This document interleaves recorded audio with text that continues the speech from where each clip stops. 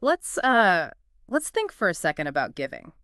Not just going through the motions, but what's really behind it, that little nudge inside that makes you want to share. hmm It often feels like the best kind of giving, the most sort of authentic kind, comes when your own heart feels full, right? When you recognize what you have. Exactly. It stems from a place of thankfulness. That's what we're exploring today.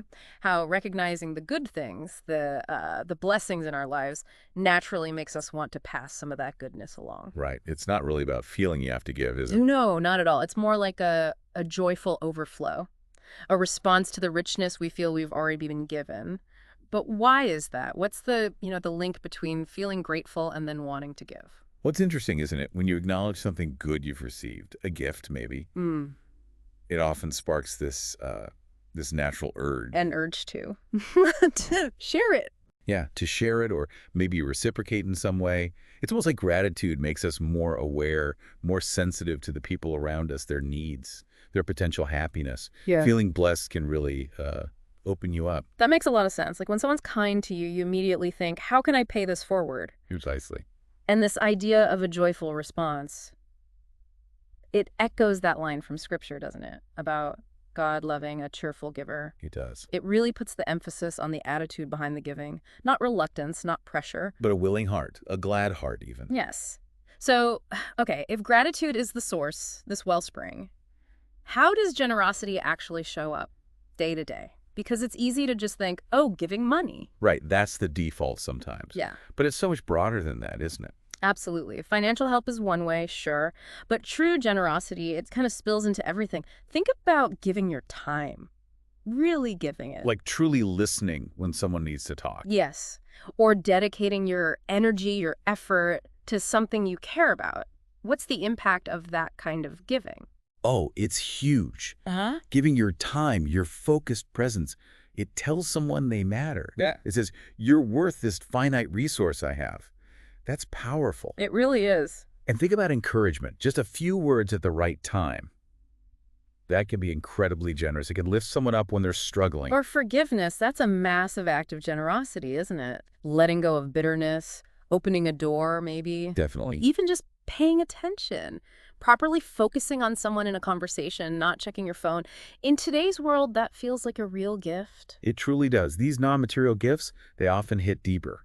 They can affect someone's whole sense of well-being, sometimes even more than money could. Which brings us to this idea of living open-handed.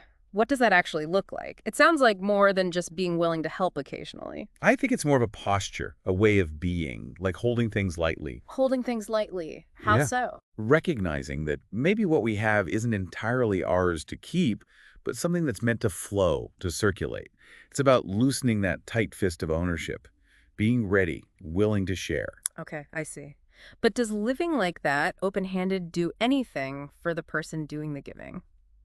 Well, there's this compelling thought that when we're open to giving, we somehow create more capacity within ourselves to receive. Hmm, interesting. So not like a direct trade, give this, get that. No, not necessarily transactional, more like generosity sets up a positive flow in our lives.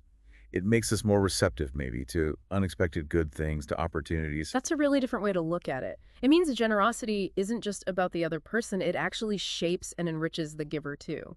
We've seen some amazing examples of this. Remember that story from Dublin back in 2025, the coffee shop? Oh, yes, the pay it forward idea. So simple. Right, just buy an extra coffee for a stranger, a small thing. But it caught on, didn't it? It tapped into something. It really did. It wasn't just one shop for long. It spread across the city, like within a week. Imagine that wave of small kindnesses. People just buying a coffee for someone they'd never meet. Why do you think that took off like it did? I think it was the simplicity, the directness. It was an easy, concrete way for anyone to connect, to show a bit of care for their community. And what the owner said, Generosity creates community. exactly. So powerful. It shows how giving, even small acts, weaves people together. It really does build that sense of shared humanity, doesn't it? That feeling of we're in this together. Just knowing a stranger thought to do that for you, it's uplifting. Definitely. Now, let's shift gears a bit. Think about that nurse in Ghana. A totally different kind of generosity, maybe quieter, but just as meaningful. Yes, her story is remarkable. Right. Working in such a demanding place Uh-huh. and then using her lunch breaks, her own time, to braid patients' hair. and to pray with them. Things that weren't in her job description at all. Not at all. It was purely from her heart. A personal expression of care. Yeah. What drove her to do that, do you think? Her reason was so simple, but profound. She just said, "It's how I give. I want them to know they matter." Wow. In a place where people might feel lost or just like a number, she was offering dignity, comfort, not just tending to their bodies, but their spirits too. What effect did that have? Well, much like the coffee in Dublin, her individual actions had this ripple effect. Other people notice. Oh, yeah. Staff, other patients. Yeah. It changed the feeling on the ward. It fostered a kinder, more compassionate environment. It just goes to show generosity doesn't need a big stage. Often it's those personal, quiet, heartfelt actions that resonate the most. These stories, they really make the idea of generosity concrete, don't they? They do. It's not just an abstract concept. It happens in coffee shops, in hospitals, anywhere, really. And it makes me think again about the giver. We talked about creating space to receive, but there's something else too, isn't there? An internal shift. Yes, definitely. It's quite amazing, actually. Yeah. The more we practice generosity, the more our own capacity for love, for compassion seems to expand. It's almost a paradox. By giving out, we grow within. Exactly. It's like you're stretching your heart in a good way. You become more attuned, more caring. Like tending a fire. The more you share the warmth, the brighter your own flame burns. That's a beautiful way to put it. Yeah. By actively doing generosity, we become fundamentally more generous people. And bringing in the spiritual side, there's that sense that when our hands are open, ready to give, Hmm. they become conduits, channels for something bigger, for God's love maybe to flow through into the world. Our little acts become part of a much larger movement. That's a profound thought, isn't it? It lifts giving beyond just a simple exchange. It becomes participation, active engagement with divine love. It really does. And that naturally leads to a question for, well, for all of us listening, really. Where might we be called to open our hands a bit wider today? That's the crucial question, isn't it? For each person to reflect on, where could I extend myself a little more freely? Is it my time? Maybe offering support to someone specific. Or sharing resources? Supporting a cause that aligns with your deepest values? Or maybe it's just offering more patience, more understanding in those small daily moments. It's a constant invitation, really, to see the opportunities all around us.